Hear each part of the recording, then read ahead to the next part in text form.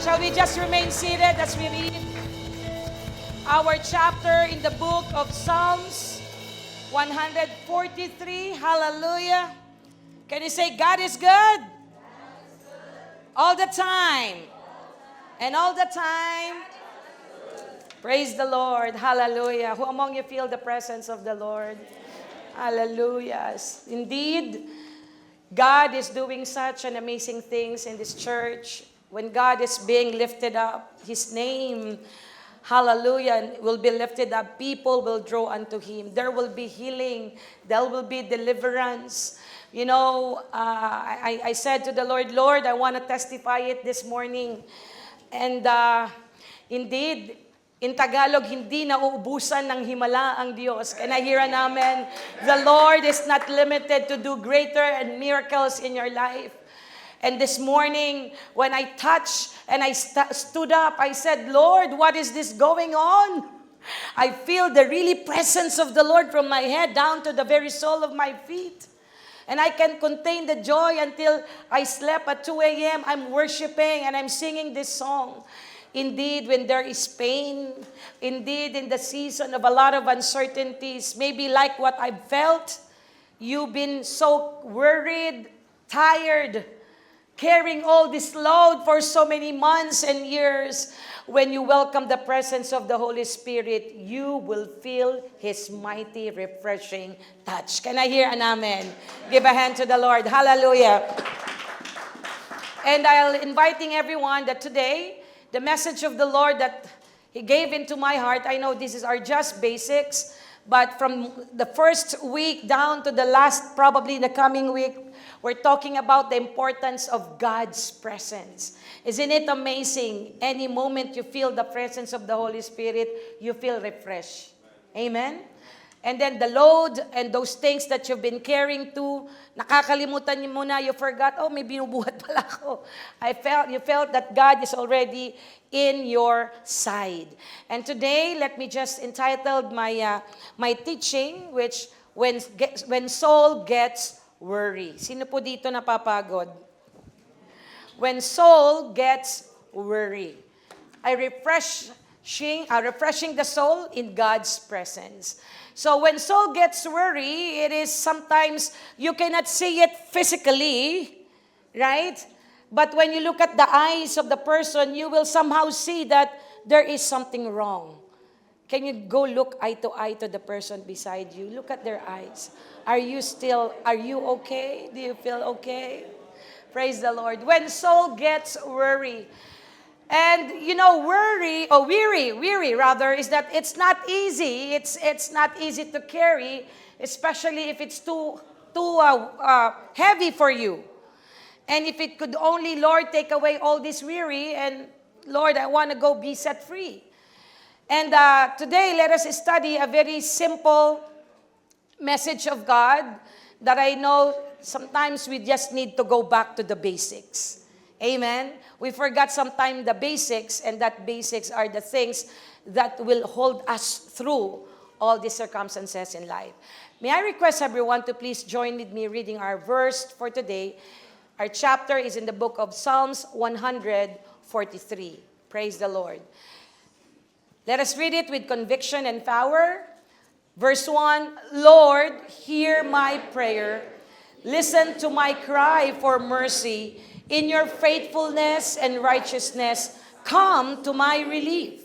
Do not bring your servant into judgment, for no one living is righteous before you. The enemy pursues me. He crushes me to the ground. He makes me dwell in the darkest like those long dead. So my spirit I remember the days of a long ago. I meditate on all your works and consider what your hands have done. I spread out my hands to you. I thirst for you like a parched land. Answer me quickly, Lord. My spirit fails. Do not hide your face from me. For I will be... Let the morning bring me word of your unfailing love, for I have put my trust in you. Show me the way I should go, for to you I entrust my life. Rescue me from my enemies, Lord, for I hide myself in you. Teach me to do your will, for you are my God. My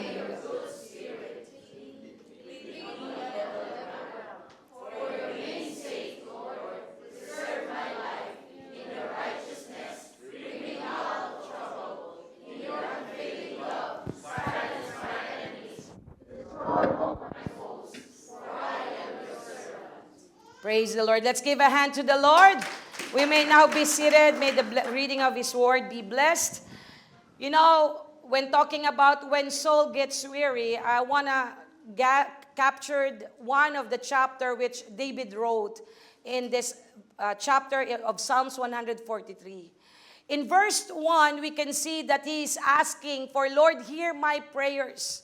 Lord, are you still there? Hear me, Lord, all with my cry. Have mercy on me. Let your faithfulness and righteousness come to relieve me. Church, there was a time that in the season that you felt that God seems too late in answering your questions? Was there such a time in your life that you felt that, Lord, it's been late. It seems you are late in answering my questions. Lord, nandyan ka pa ba ba? Lord, are you still there? When David wrote this, he's in the season of testing. A lot of troubles and trials come along his life. That's why in verse 1 to 4, we can see in here, dumating po siya sa point that he's trying to what? You know what's the picture of hapong-hapo ka na? You are so exhausted. Right? When the person is so exhausted, the first thing that he wants to go is to have water and be refreshed. That moment, David has this kind of experience. Unti-unti, no? Hinahanap niya in the verse of, let's go back in verse 4. It says in here, so my spirit grows faint with me, my heart within me is dismayed. So that for David to keep going, he just wanted to reminisce. He wants to make a throwback of what the Lord has done to him for the past few years. Did you know sometimes it's not easy to move on? It's so hard. That is why to the point, so that you could have just enough strength, you will just make a reflection. You will make your throwback. Lord, ginawa mo na to noon sa akin. You've done this before. You made miracles to me before. You can do it again. Amen. In Psalms 143, this is the cry of David. He said, I remember the days of a long ago. I meditate on all your works. Lord, you made miracle to me before. But honestly, there will be season you will still ask to yourself, but Lord, today, I can feel your presence. Where are you, Lord? Here in Psalms 143, verse 8, there is what we call the season that you can ask to the Lord, Lord, are you still listening to me? Are you still there, Lord? Like David. Like David. Maybe we are in just the same situation. Maybe you're asking, Lord, ang tagal naman. Worry. Helpless. Discouraged. These are the season that in the Psalms 143, David wants to say, Lord, please take over. Was there a season in your life you said, Lord, please take over? Pagod na po ako. I'm so tired. I can't bear it anymore. I am thirst of your presence. Lord, please, I need to feel you. So we have one song, Jesus, I am thirsty. Would you come and fill me? Earthly things have left me dry. Only you can satisfy. All I want is more of you. What a song that reminds us that, you know, the things that happen in this world, yung pagod ka na sa sitwasyon mo. In Tagalog, you say it, umay na umay ka na sa nangyayari sa buhay mo. Situations full of rejection, and you said, Lord, are you still there? Why the situation keeps coming back to and fro? I'm serving you. Maybe, Lord, are you still listening in my prayers? So what does it mean? Psalms 143 is an experience, your experience have been experienced by David too. But one thing that I was amazed. I said to the Lord, Lord, thank you because David is such an inspiration. He knows where to go back in the season of dryness and the season of weariness in his life. He always seek the presence of God. Amen? Let's give a hand to the Lord. Let me go quick here. So the title that we have is that when Saul gets weary. And moving forward, I wanted to just have a little bit of giving an idea of what soul is. And I know, you know already this, that our body, our life is composed of body, the soul, and the spirit. And the word soul, it comes from the original word nephesh, which living, being, or creature often refers to a living being or a person. In a biblical usage, we can say that soul can represent the whole person in some context. In a spiritual aspect, the soul is connected to spiritual life and relationship with God. So, look at this verse in Genesis chapter 2, verse 7. It says in here, then the Lord formed a man from the dust of the ground and breathed into his nostril the breath of life, the breath of life. And the man became a living being. So, a person became a living being because God himself make what? He breathed in his nostril to give life. And that is your soul. Can I hear an amen? Living being came the moment when God gave his breath. And that is why that soul is so valuable. Now let's go further. In the Greek word, the word soul is what we call soul or life, or Greek is psyche. Psyche or psyche, used in the New Testament for life or soul. Now, let us read Matthew 10:28. Let's read it all together. 1, 2, 3. Do not be afraid of those who kill the body, but cannot kill the soul. Rather, be afraid of the one who can destroy both soul and body in hell. It is because soul will be the one who will face on judgment day. Now, Pastora, why are you giving us such idea about the soul? Because you know what? Your soul is so important to the Lord. That's why Satan is also after of our soul. He is after to our soul to get hurt, to be in pain, to be offended, to be discouraged, because he wants our soul to get tired so that we will not what? Be connected to God. Amen? That's why many people says, look at this, why soul is important. 1, because our soul is the seat of emotions and thoughts. Nakakapagod bang mag-isip? Nakakapagod bang mag-overthink? Is it tiring to overthink over and over again? Is it tiring to feel discouraged? So that's why the soul is the seat of emotion, that in many views, the soul is connected to person's emotions, thoughts, and inner experience. See? Have you remembered the commercial Safeguard? Ako ang iyong konsensya. Imagine, sa pagpili ng sabon, di ba? May ganong commercial eh. So soul is very challenging that in a way, before it comes out to your mouth, into your lips, there are things that is battling in your mind. Can I hear an amen? Are you following? So therefore, soul has a chance to get weary because it is the seat of emotions and thoughts. Have you experienced to be bombarded with so many trials and pains? Right? Parang wala na bang katapusan to? Sana'y wala nang wakas? Is all this trial will not end?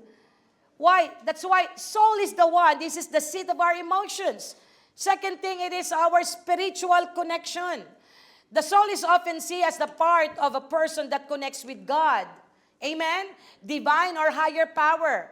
The soul relates not to one spiritual state and connection with God. Let us open our Bible in Psalms 42, 1 and 2. That's why there was a song. I know you know it. As the deer panted for the water, so my soul longed after thee. You alone are my heart's desire, and I long to worship thee. That's why many people in this world trying to find the rest. They're in the season of struggles and testing, and they're doing a lot of ways just to keep them have rest in their life. They didn't realize that the one is in pain is their soul. Hello? Oh, I'm tired today. There's nothing wrong with relaxation. Like us, we went to Toronto last week. And you know what? When we were in Niagara, sabi ni Brother Leo, Nagaraya daw. Mani yun eh. Niagara Falls. Sabi niya, Nagaraya Falls. Gina-joke niya kami. Sabi ko, anong flavor? Barbecue o adobo? In Niagara Falls, we have enjoyed that. And then there was, going close, our boat were so close to the falls. Suddenly, I saw one bird. I don't know if that bird is, I think I shared it to the young people during our book series. I was so amazed because with the strong fall of those falls, this bird keeps on coming back.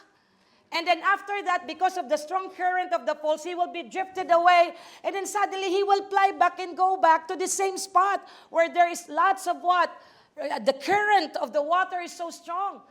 And I think Luis and all my kids, come on, see, look at that bird. And later on, I don't have a chance to had a video because, you will totally get wet. And I said, look at that. Sabi ko, anak, tingnan nyo, this bird. After this, he will be drifted, blown by the wind and with the current of the water. Later on, he will just go back. I don't know, he just wanted to be on that spot. And then suddenly, the Holy Spirit spoke to me, anak, that is my presence. There in the midst of the storm, that birds find my presence. It doesn't mean that, that bird is, just being silly that time. You know what, when talking about our soul, we need connection from the Lord. We need connection from God. Kaya hear an amen. Give a hand to the Lord. Hallelujah.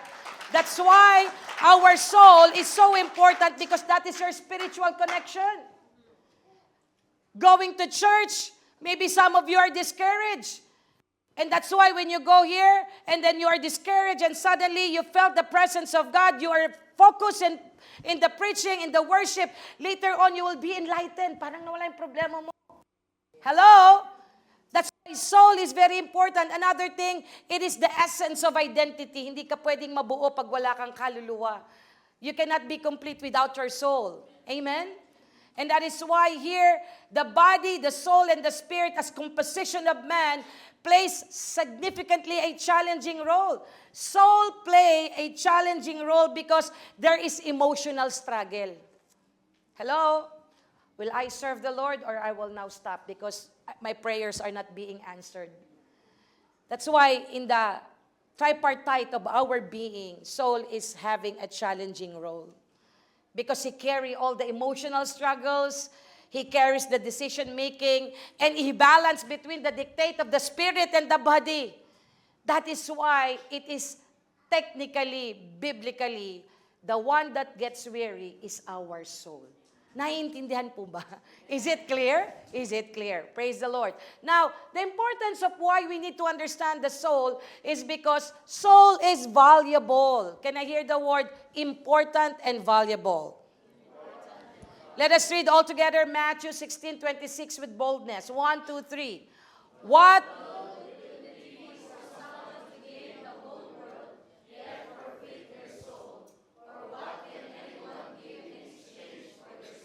Praise the Lord. It is a song. Probably that's why Matthew wrote this chapter because he knew. He knew that there is importance, that his soul is important. Did you know that Matthew, right? He's what? A tax collector. He know that there is something wrong. He needs Savior. That's why saan po siya nakita ni Jesus, di ba? Ang sabi ng Lord dito, di ba? In the book of Matthew, we can see that he found that there is importance of the soul. There is an importance of salvation. Our soul is indeed the part, amen, of our eternity. it will face, and it is the one who will face our eternity. It has eternal destiny. When you wake up, you will know whether you are in heaven or in hell. That's why in Matthew 16:26, it says there, what it does profit. Ano man ang mag-gain ng tao, the man gain in this world, but he loses his own soul. So it means soul is very important. That's why soul easily gets weary, get tired. Amen? Now, the implication of the importance of our soul is that the Bible teaches us an action that these consequences, we need to prepare for our eternal status. Amen? So that is why, sabi mo sa katabi mo, take care of your soul. Amen? Now, if the soul is valuable, the best thing that we can do is we have to find ways to take care of it. Amen? Pag napapagod, alam natin, when we get tired, we know where we go. Sometimes people thought that they're feeling tired, stressed, depressed. They thought that the best answer is go to the mall. They go to, lots of things. Go to the restaurant, eat, buy, shopping. Because they thought it relaxes them temporarily. Because later on, at the end of the month, you will be surprised with your credit card. And your soul will get what? Weary again. You know what? When you are tired, you will not have any cost. Your cost is only the condition of your heart. When you are tired, go to the presence of God and you will feel His refreshing touch. Can I hear an amen?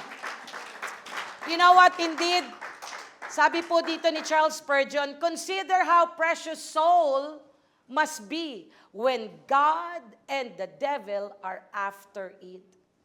Hello? That's why we need to struggle to find the right peace. Why we need to struggle to make our soul be at rest. World can give, but these are just temporarily. In the midst of the demand and struggles, there come to the point when our soul gets weary, and how do we find rest? Sometimes we are so stubborn. We do our own thing. We forgot that the next thing you have to only just to do is to sit down, close your eyes, and worship the Lord. You know what happened to me?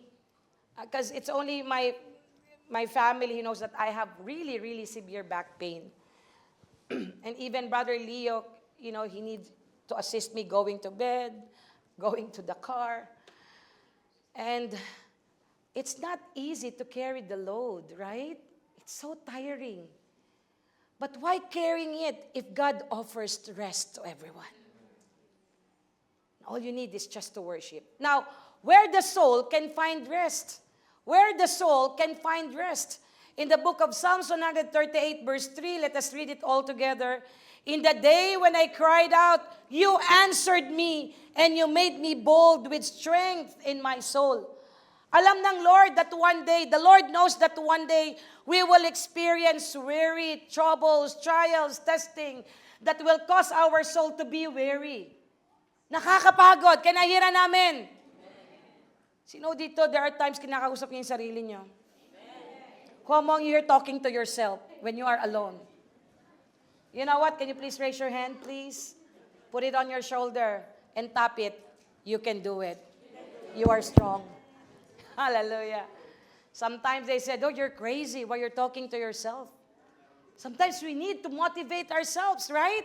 We need to talk and say, you can do it. Cry out to the Lord. And it says here in Psalms 138 verse 3, and made me bold with strength in my soul. So why not spending so much in your credit card just to find you rest, where in fact coming to the Lord is more than enough to give you strength. Amen? Hallelujah. You know what? When I'm reading this Psalms 143, our text, I saw that in the season of David's life, there is a season that he made a mistake, and there's a season that he becomes so successful. But one thing that I came to realize, why the Lord called David a man after God's heart, simple. Simple. Because David knows that when he is in pain and he made a mistake to the Lord, the only thing that will heal his soul is the presence of God. Unfortunately, many of us, All of us sometimes, we know literally that the only thing that will heal our soul and not to be weary and tired is to go back to the Lord. But there are times we are so stubborn. We made our own way. We ran to the Lord and said, Lord, let me try first. And sometimes the Lord would say, okay, you try. You know, I want to picture it like this way. The Lord sometimes is putting us some rubber band, a very long rubber band. Do you know what rubber band is, right? And the Lord said, okay, you want to do it by yourself, then run. So what happened to the rubber band? Because it is elastic, it stretches. But there will be a point that rubber band will have its limit. And then suddenly, you will go back again to the Lord. The presence of God is free for everyone. The presence of God is limitless. Can I hear an amen? Amen. And that is why the soul needs to find rest not on the things of this world can offer. Sabi ko nga, saya, na-relax kami sa Toronto, pero pagbalik, syempre nanay ka, magliligpit ka na naman, pagod ka na naman. You see, there's a short relaxation.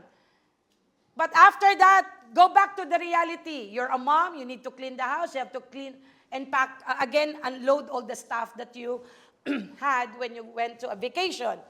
You will always go back to the reality that any moment we will feel tired and weary. Now, let's go back to the next slide here.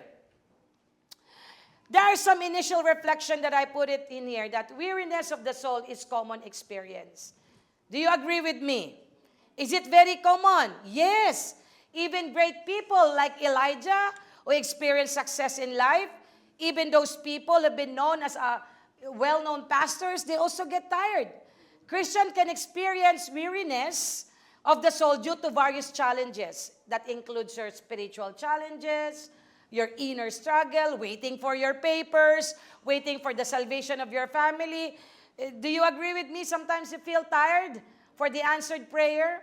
Another thing, that the Bible acknowledges that weariness offers hope and rest.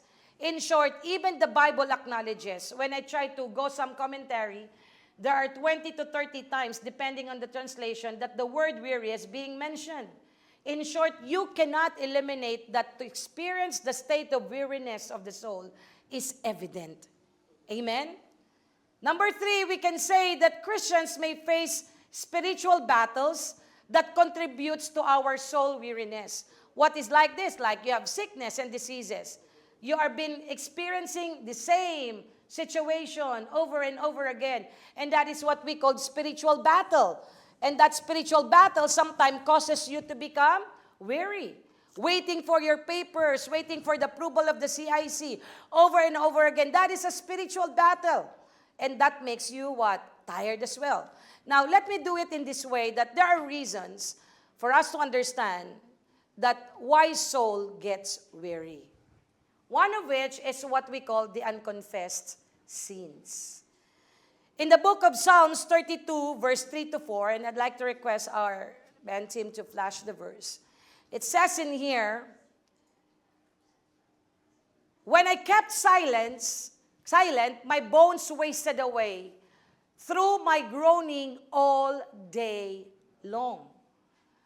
For the day and night your hands was heavy on me, my strength was sapped as in the heat of the summer.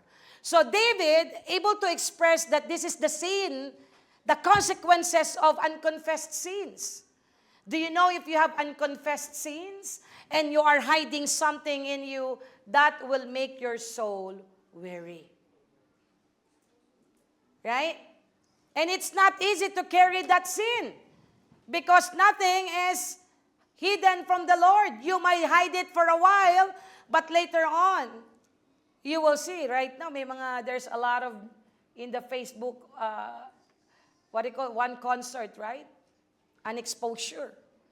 We don't know what's the reality there, but what is something is that whatever you hide in the darkness, one day it will be exposed.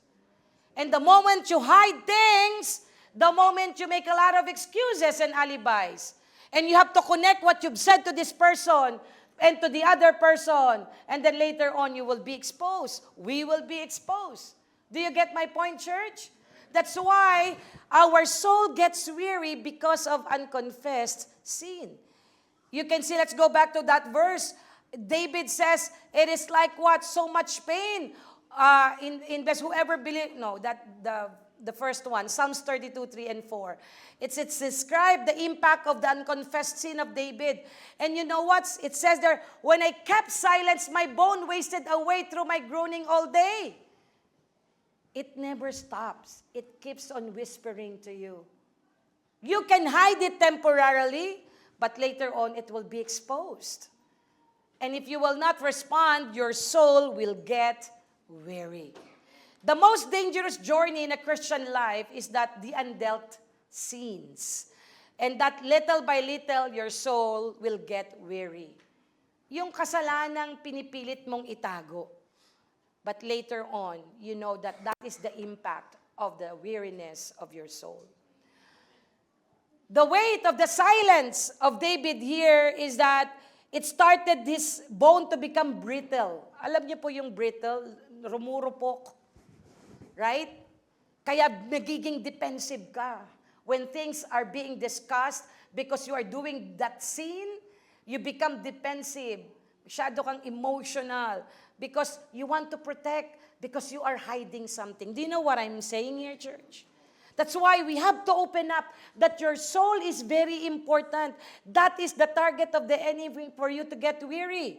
And if you have unconfessed sin, better to repent and ask the Lord's mercy and grace. Another thing, that reason for the weariness of our soul is the disconnection from spiritual source. In the book of John, chapter 7, verse 38, we can see in here, right, in this verse, whoever believes in me, as the scripture said, rivers of living water will flow from within them. So take note that if the soul starts to disconnect to the source, you will feel dry. There is drought. Say the word dryness. Pag nawawala ka na, if you're starting to lose to the main source of your soul, you're starting to become thirsty. And later on, if you will just be allowing those things to be, I'm good, I'm calm, then later on, you will feel that you are now in the sudden state of death. Right? Like what happened to Elijah. He came from a victories, a lot of battles. Imagine 850 false prophet fought to him, and he's only one. And take note, he is very courageous. In the 1 Kings chapter 19, 1-5, the Lord allowed him to become victorious, but suddenly, he experienced a feeling of self-pity. Sabi mo sa katabi mo, bawal ang self-pity. So self-pity has no marks anymore in our life. Why? Because why you feel so self-pity? The Lord blessed you. You are blessed. You are favored. You are anointed. You are redeemed. You are restored. You are healed. Where's there no reason to be self-pity? Amen. Hallelujah. And that's why when Prophet Elijah experienced this in 1 Kings chapter 19, 1-5, he experienced that self-pity and he started to have that heaviness. That heaviness. And you know what? Suddenly, Elijah said, Lord, I have had enough. Take my life. Imagine, you just came from victory. And then he's hiding where? In the cave.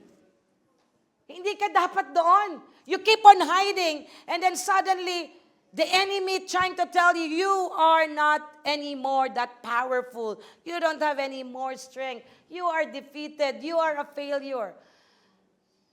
And suddenly the Lord spoke to him, Elijah, church, how many times that the Lord sees you in your personal cave and hiding? Because you choose to be disconnected. And I believe today the Lord wants you to be, open up your mind that you cannot drive your spiritual life if you are always empty and disconnected. How long you experience to drive without a gas? Umandar ba? Nonetheless, Tesla. Have you noticed? The moment you disconnect yourself to the church, you're no longer attending, there's no more joy in you in fellowship, that is the starting point. Your soul will get weary. Can I hear an amen? That's why John 7:38, we are being reminded that He is the one, the source of a living water. Another thing is that reason for soul weariness is misaligned priorities. Ito minsan, let me just first speak in Tagalog. I'm gonna convert it in English or translate it. Minsan, kaya tayo napapagod, kasalanan din natin. Sabi mo sa katabi mo, kasalanan mo din. The reason why we get tired, this is the translation, is it's not the fault of other people, it is our own fault. We get tired because we are the one who did it and we made it. Ang dami mong to-dos. 1 to 20. But you haven't finished anything of those 20 items. Why? Because we have a misaligned priorities. That makes our soul weary. Matthew chapter 6 verse 24, we cannot serve two masters. Either you will hate the one or love the other. So that's why our soul gets weary if your priority is wrong. If you don't know to set your priorities, ministry is not an issue of war in the family. If you know your priorities and if you know to set everything, you will not get weary. So people are trying to become disconnected and starting to feel weary because we are putting wrong priorities in our life. Sino po biktima ng mga ganito? Amen. Most of us. We're doing things. We love these things, but we forgot that our soul is getting tired. There's nothing wrong if you have 2 jobs. But if 2 jobs causes you not to feed your spiritual soul, your spiritual life, then that is wrong. There is nothing wrong to have a big house. But if you have a big house and your job is 4 and you're sleeping already in the car, that is wrong. You have a big house, but you're sleeping in the car because you have to take 4 jobs.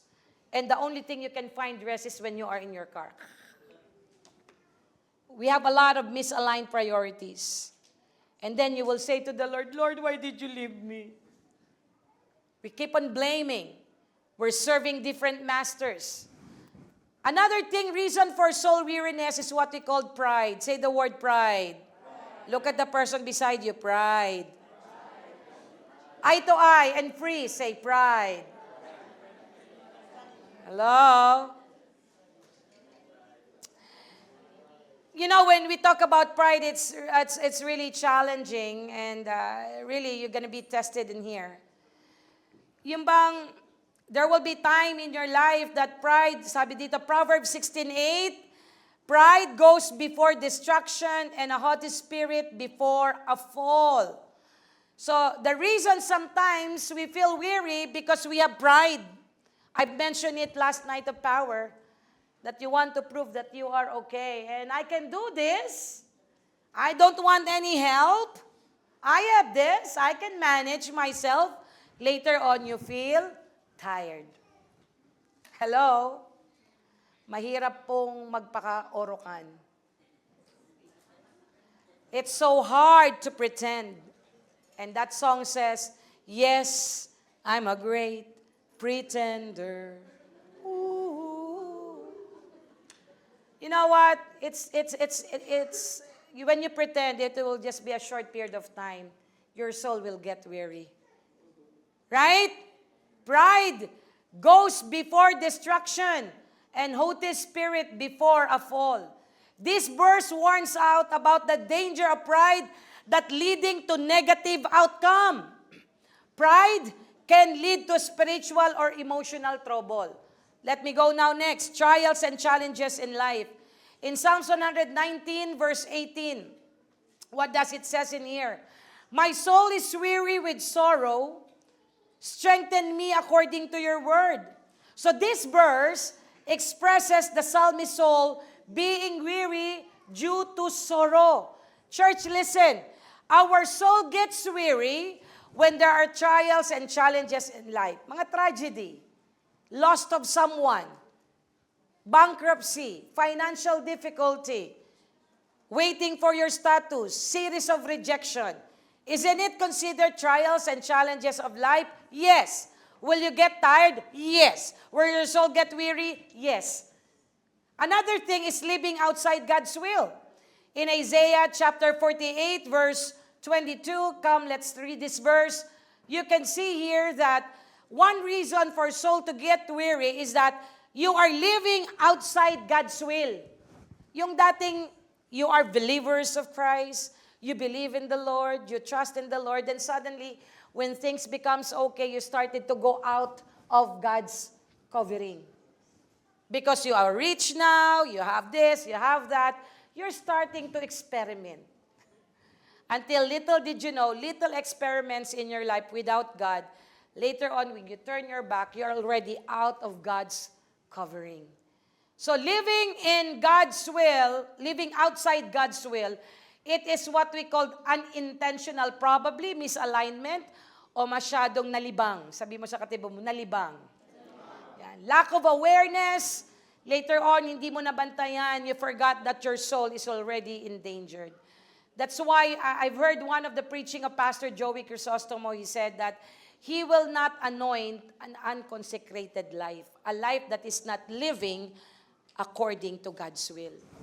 That's why when you sense, like for example, Lord, nagpapakanta ako, I've been leading this worship, I am preaching, I am leading this team, but suddenly, Lord, I felt that I don't sense anymore the anointing.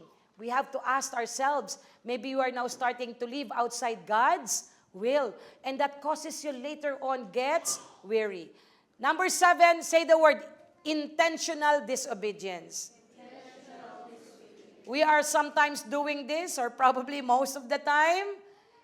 You know, our intentional disobedience to the Lord will cause us weariness of the soul because it will give you the sense of guilt. Do you understand, church? When you make this intentional disobedience, I'm telling you, within 30 minutes, there is guilt. And suddenly, because you have pride, you will not tell it to anybody. You will just again pretend. And keep that. And little did we know, we are piling up all those things in our soul. And you will later on feel tired.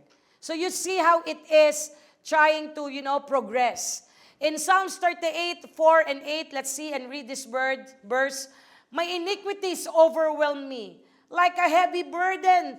They are too much for me to bear. My wounds are foul and rooting because of my foolishness.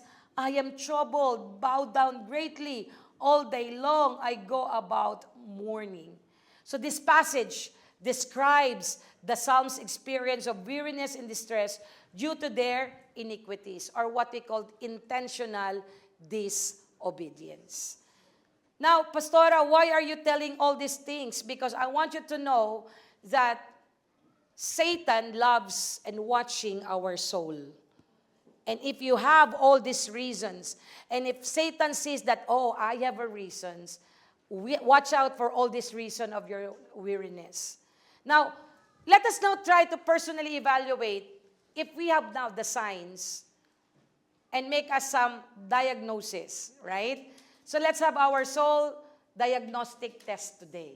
Hello? Now, what are the signs of a weary soul? Ano nga ba yung sign na ako na pala ito, napapagod na? 1, there is already what? Hunger and intimacy with God becomes optional. You will experience that your soul is weary if reading your Bible and your meditation and your routine of worshiping the Lord becomes optional. Mamaya ko na lang gagawin. Later na lang. Then later on, you realize, wala na. Have you realized sometimes you felt that your first love to the Lord is no longer the same as you have right now? Your intimacy. We have to watch out all these signs. The signs of weary soul, you have no longer hunger. There is no more what we call, these are the signs that we have to be aware of. We must be what? Aware, because these are very what? Say the word, dangerous. No more sense of hunger. No more sense of what? Intimacy to the Lord. You are felt that just para makapag-pray lang. Have you realized sometimes you are praying just for praying and there's no more praying in the Spirit? Hello? There will be chance just, Lord, salamat po.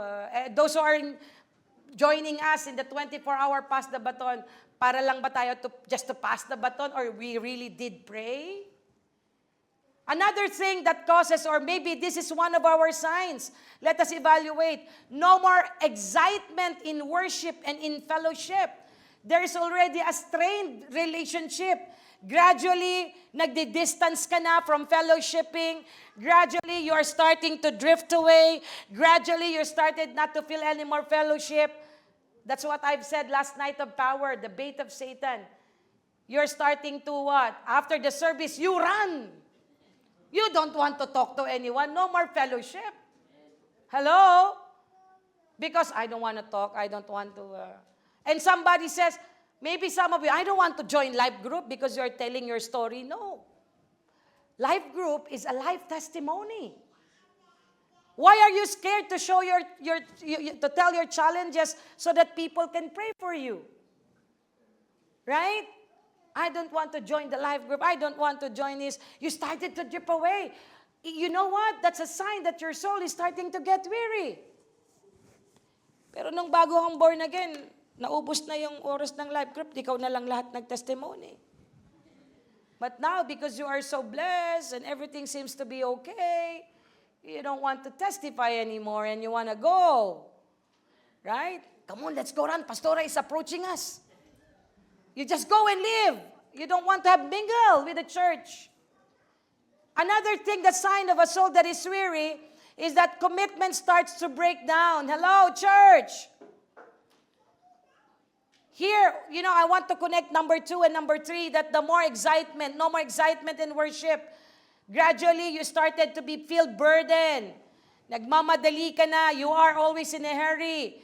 And in the point that mas may time kang magmadali pag merong party. Sabi mo sa katabi mo, ikaw ba yun? You schedule the party rather than the fellowship. Hello? Nire-ready mo na yung mga ziplock mo, lahat. Pero sa church, hindi mo dala ang Bible mo. Aray ko. Bato-bato sa langit, tamaan ang tamaan, mapunta lang sa langit. That no more excitement in worship and fellowship, it's easy for you to cancel church activity rather than parties. Hello? Sabi mo sa katabi mo, narinig mo yan. Did you hear that? Did you hear that? Pagka-party, pag-camping, pag-long drive, maagang magising, pag-atin sa church, late.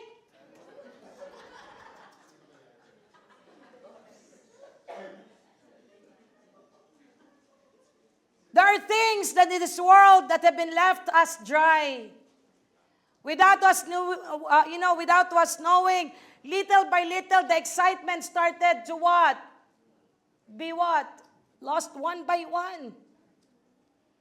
Commitment starts to break down. It decreases our productivity and focus. Before, even your pastor, your leader, or your mom and your dad telling you to do this task, without watching you, you are doing it perfectly. You have your commitment. Season or out of season, you are there in the church. You are there in the fellowship. You are there helping your parents. But later on, your commitment starts to break down.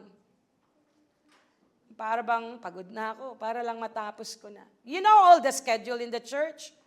You know the schedule in our activities. But later on, para lang maka-attend. There is no more commitment. Another thing, signs that your soul is weary. 1, you are lack of self-control. Mabilis nang magalit. Tell to the person beside you, mabilis ka na bang magalit? If it's easy for you to get mad, no more self-control, meaning your soul is already fed up.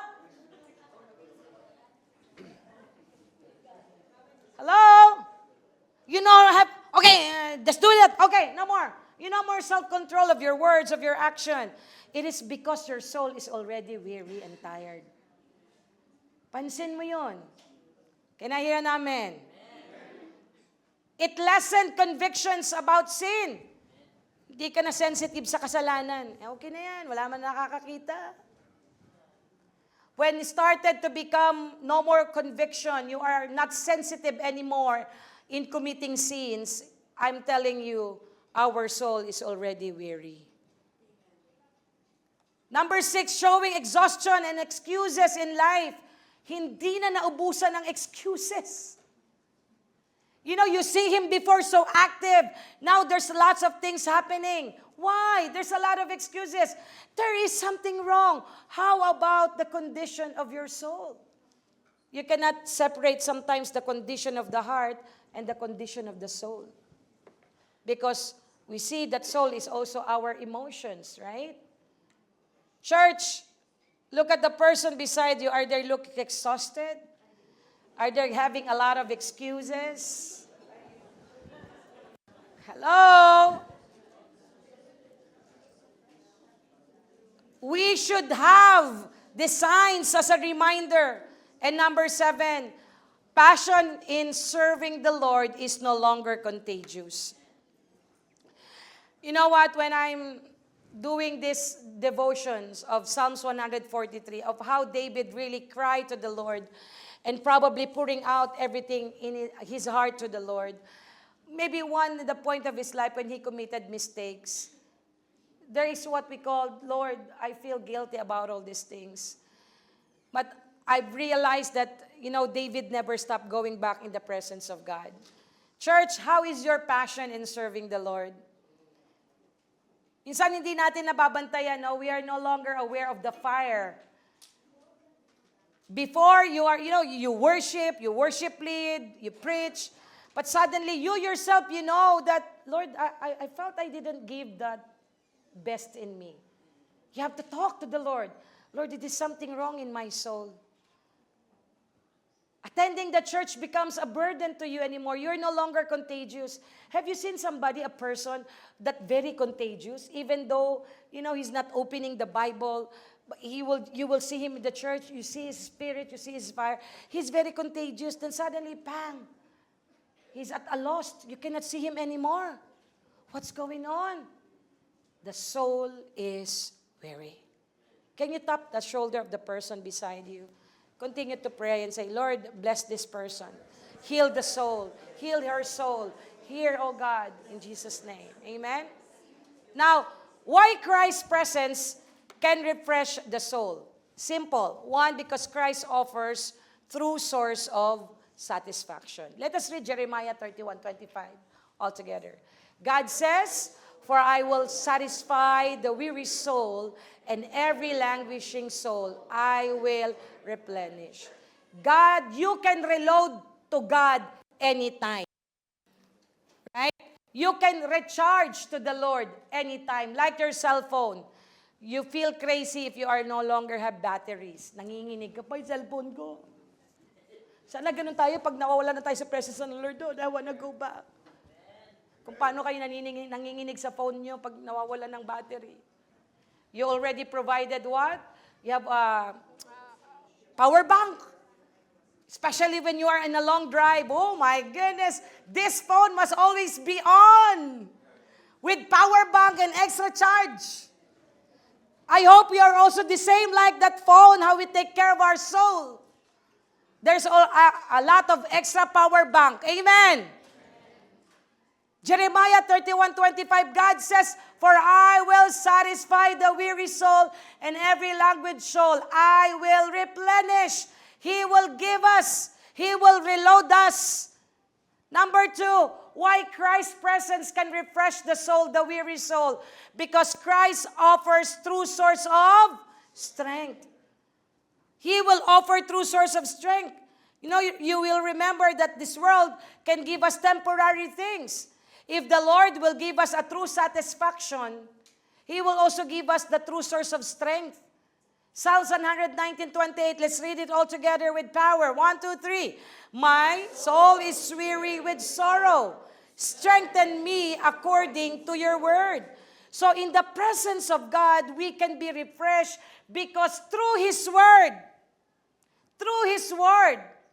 His word has a power to gain us. to regain that strength that has been lost. You know, one of the song of David, my heart and my strength, many times they fail. But there is one truth that always will prevail, that God is the strength of my heart. Amen? God is the strength of my heart. God is my strength of my heart and my portion forever. Forever. So imagine, Christ offers His presence because He has the ability to refresh our soul. You know, His invitation, the true source of satisfaction, is only in Jesus. He will satisfy us. You are lacked of peace, God will give us. You lack encouragement, God will support us with His word. And it's not only that, the strength is more than enough. And that strength that we gain from the Lord is not only limited to the word that is, but even in our fellowship with other people. Can I hear an amen? Have you noticed when we have life group, you are encouraging one another? Amen? Testimonies, you are being encouraged. You thought that your problem is the biggest problem of all. But have you, when you realized and heard the problem of the other members of in the life group, you, oh my, he still have that big problem compared to mine. But look at him. You cannot see him the discouragement. Right? Last thing is that why Christ's presence can refresh our soul? It's because Christ offers true rest and comforting invitation. Did you know sometimes that invitation, you cannot expect that everything is perfect? You know, there was a time, it's just a funny story, that we're just new here in Canada and my business is a day home. And I have one student, a Canadian, that she is celebrating her 5th birthday. So we were all excited. And the mom invited me and the whole family and said, Des, we will want to invite you because my daughter really wants you to be on her birthday. And I said, yes, for sure. It's dinner time. So what's the expectation of the Filipino if it's dinner time? Food. Probably rice. Of course, we will not eliminate rice for Filipinos. Maybe spaghetti, menudo, or name it. But when we came there, I don't know, Dad, do you still remember that? I told to my kids, don't eat because we will go to dinner. Don't have any snacks. So we came, and when we came there, I know it's chips, French fries, pizza. Huh? Yeah, what's that? Pierogies. Chuchuri board.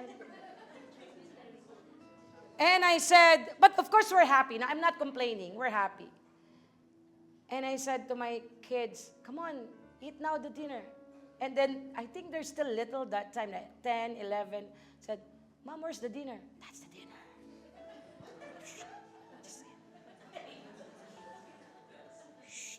Mom, where's the rice? No rice. Just eat. And then, of course, we're happy because what is important, you know, I've been there and that child is so close to my heart, that family is so close to my heart. But because they know now the culture of the Filipino, now every time I have Christmas party every December with my day-home families, they're now the one looking, this, where's the rice? No? So they're now, we reversed, no, right? So to cut the story short, there will be season in our life that this world can give you invitation, but not all invitation are comforting. The invitation that is so comforting is only in the presence of God. Come on, let's give a hand to the Lord. I'm going to end here. Matthew 11, 28, 30. It says in here, come to me, all who are weary and burdened, and I will give you rest. And there's a provision. Take my yoke upon you and learn from me. I am gentle and humble in heart, and you will find rest for your soul. For my yoke is easy and my burden is light. Take note, church, God's invitation is not just a simple invitation. He will provide learnings. He will provide comfort. He will provide peace. Let me end with some basic tips here. Ways to refresh our soul. One, you have your intentional intimacy with God. Hindi po hindi na ito mahirap na teaching eh. It is not a deeper teaching. Intentional intimacy is basic because this is our connection to the Lord. Through meditating the Word, enjoying His presence. And that's why this midnight, around 1:30, when I started to feel the healing touch of God in my back, literally, Brother Leo knows I'm crying, turning back, it's so hard. Yesterday, I whispered it to Wally and I said, Walls, Maricon, stand by, because if I cannot preach, then get ready. And I said, Lord, let me experience your healing touch. And I sing that song one more time, and I feel the anointing. I feel the refreshing touch of God. And number 2, refresh your soul through prayers. Ask somebody to pray for you if you feel you're dry, you are weary. Ask somebody to be your prayer partner. Amen? That's why we are here, Night of Power. This coming July 29, we will have our upper room. We invite you. You know what is upper room all about? We are just sitting there on the floor, worshiping. We need to be refreshed. Stay connected through worship and fellowship. Do not just run after service, you run. Have fellowship first. Oh, Pastor, I have to run because the clearance sale is only up to 1 o'clock. Obedience. Obey the Lord regardless of your situation, whether you are in pain or not. Obey the Lord. Number 5, the Lord knows that one day or another we will have these mistakes in life. Never hesitate to go back to the presence of God. Confess the true condition of your heart. Lord, I feel dry today. Lord, I feel discouraged. I feel offended. I feel, Lord, as if I cannot go through with this situation. Confess to God. How are we going to apply? You know, as a church, as we closely close this topic, Christ's presence is the answer. Let us emphasize seeking refuge and renewal in God. Do not renew your strength of what this world can offer. Immediately emphasize seeking refuge in God and renew only in His presence. Focus on spiritual rejuvenation if you are tired. It's okay, right? Not to be okay sometimes. I've said that before. But instead of hiding, focus on your spiritual rejuvenation. Connect to the people that will pray for you. Connect to the people that will strengthen you. Hindi yung mahina ka na, didikit ka pa sa mahina. Nag-enjoy pa kayo ng kalungkutan nyo. If you are weak, go to the person that will strengthen you, not to pull you down. Initiate practical care in times of weariness. Sometimes, go to the park, have just 1 cup of coffee, enjoy the sunset. Right? Or maybe in your room, have a scented candle, worship God, play the music, hear the sound of the birds. You know your soul needs rest. Say to the person beside you, give your soul a break. Right? Make a shift from exhaustion, focusing on God's regardless of our present situation. Can you say the word, make a shift? Let me say in Tagalog, pagbagsak ka na down ka, tumayo ka na. Tayo na. Make a shift. Kneel down. Say, Lord, I'm weak. I'm discouraged. I don't want to move on, honestly, God. I'm giving up already, Lord. But this is what I want. I still need to pray and lay down my hearts to you. Then from there, you will see and feel the healing touch of God. Let me end with conclusion. Read it all together. Psalms 42, verse 11. Why are you cast down, O my soul? And why you are in turmoil within me? Hope in God, for I shall again praise Him, my salvation and my God. In Psalms 42, why so downcast, O my soul? Put your hope in God. Bakit ka ba nananatiling downcast? Go back. Because our hope is in God. Pwede bang tapikin niyo yung balikat ng katabi niya? One more time. Speak strength. Speak strength. Hallelujah. Let me end with Charles Stanley. I know he already passed away, but I like most of his book. Sabi niya, we can be tired, weary, and emotionally distraught, but after spending time alone with God, we find that He injects into our bodies the energy, the power, and the strength. If you are down, discouraged, I know we have loved ones. But first, ako personally, when I'm so down, before I'm telling it to my husband, I always first cry to the Lord before to my husband. Because I don't want to pass the burden without the wisdom of God. Cry out first to the Lord and then share to the people whom you trust that the Lord has given to you. I'd like to request everyone to stand up and rise. Are your soul weary today? Are your soul is so tired today? If you need a refreshing touch from God, let me tell you, you cannot find it in this world. When soul gets weary, the ultimate refreshing presence of God is more than enough. Let God heal our soul. Let God heal us. Let God give us new presence. Alam niyo po yung kanta, I know it's in a Tagalog song, but I requested our man team to put the translation. I love this. It's one of the newest song of Musikatha. That in the presence of God, there's no more worry. Amen? Let us sing this song. And let us just meditate the presence of God. And I know there's a translation in English in these lyrics. Let us just lift our hands to Him. And Lord, my soul is weary. I need you. I need your courage. Hallelujah. Nais ko sa piling mo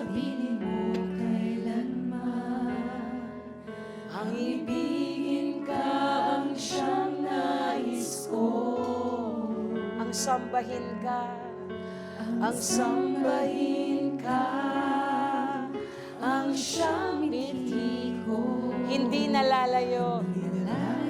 Hallelujah. Hindi nalalayo. Sing it one more time. Hallelujah. Sing it with all your heart. Nais kong mamasdan ang iyong kagandahan. Nais kong manahan sa piling mo kailanman. Ang ibigin ka ang siyang nais ko. At sambahin ka ang siyang ngiti ko. Hindi nalalayo. Can we lift our hands to the Lord and say, Lord, your presence is more than enough to me. Sa piling mo, napapawi ang pangamba. Sa piling mo, lubos ang pag-asa. Sa piling mo, galakay umaapaw. Sa piling mo, it is only in the presence of God that we can have peace. Sa piling mo, napapawi ang pangamba. Lifting up our hands to you, God.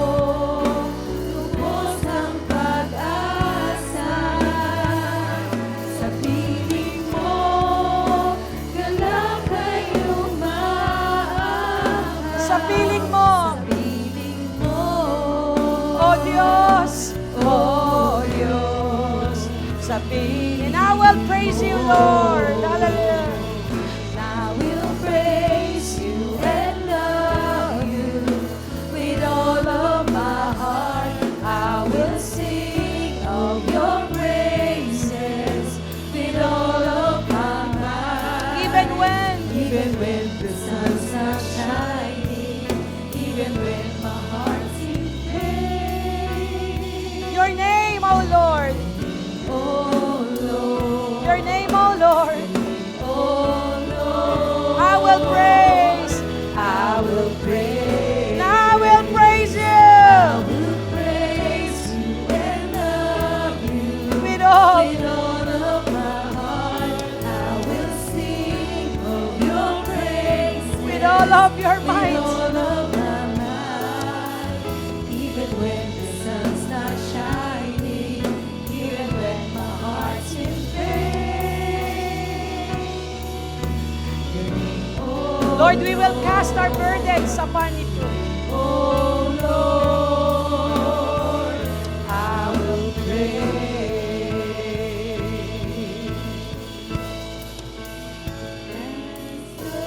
Cast your burdens upon me, those who are heavenly laden. Come to me. Come to me, all of you who are tired. Of carrying heavy loads. Church, I don't want to miss this opportunity. Pwede po bang ipag-pray po ninyo ang inyong katabi?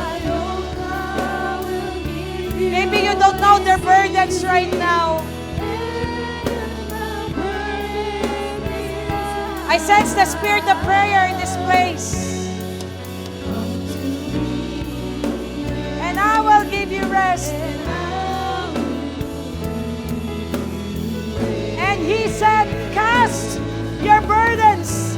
And he said, cast your burdens upon me. Those who are heavenly laden. Lord, release your healing touch. Comfort your people from all the pains and hurts. Give them, oh God, a new strength to carry on. Prove to them, oh God, that your presence is more than enough.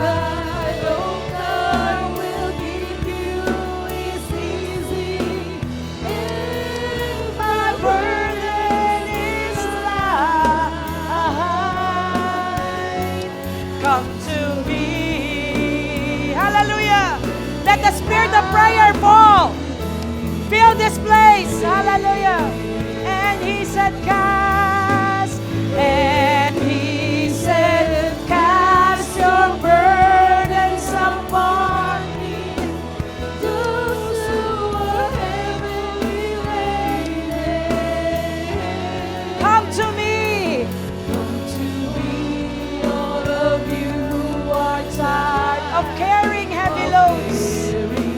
heavy load. Oh, release your healing touch, God.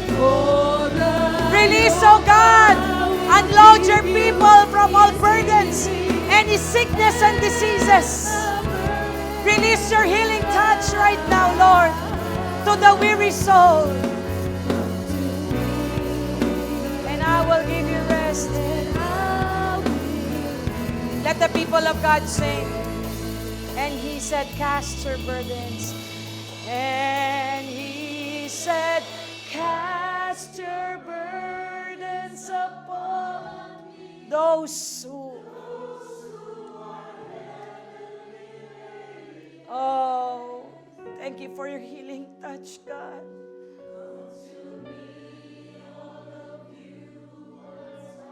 Of carrying heavy loads.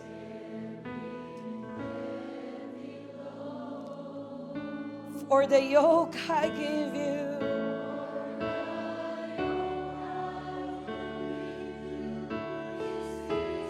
And my burden.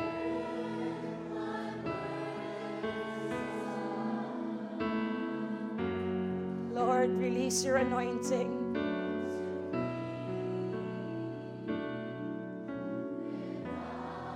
Sing it one more time as I pray. Lord, let your people experience your wonderful presence. Sa mga panahon, Panginoon, na hindi na po nila kayang buhatin ang kanilang mga problema, reach them out, Lord, and prove that your presence is more than enough. For those who are watching on us that is sick, Lord, let your healing touch flow and come upon their lives. Any cancer, hallelujah, any kidney diseases come out and release, oh God, right now, your mighty healing touch, that by your stripes we are healed. And even to your people, Lord, that is heavily laden and burdened, unload the yoke, God. Give them, oh God, the comfort. Ease their burden. Touch their shoulder, Lord, and experience your mighty power. In the name of Jesus. For the last time. And we give you all the glory, the honor, the praise. In Jesus' name. Hallelujah. Amen and amen.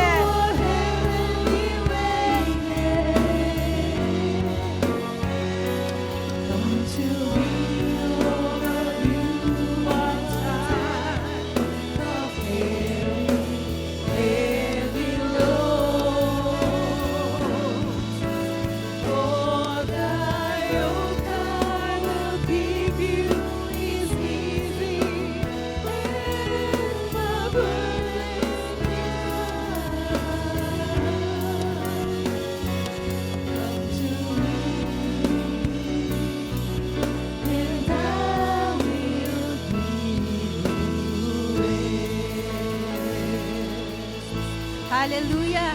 Let us give praises to the Lord. A clap of praise to our living God. Hallelujah.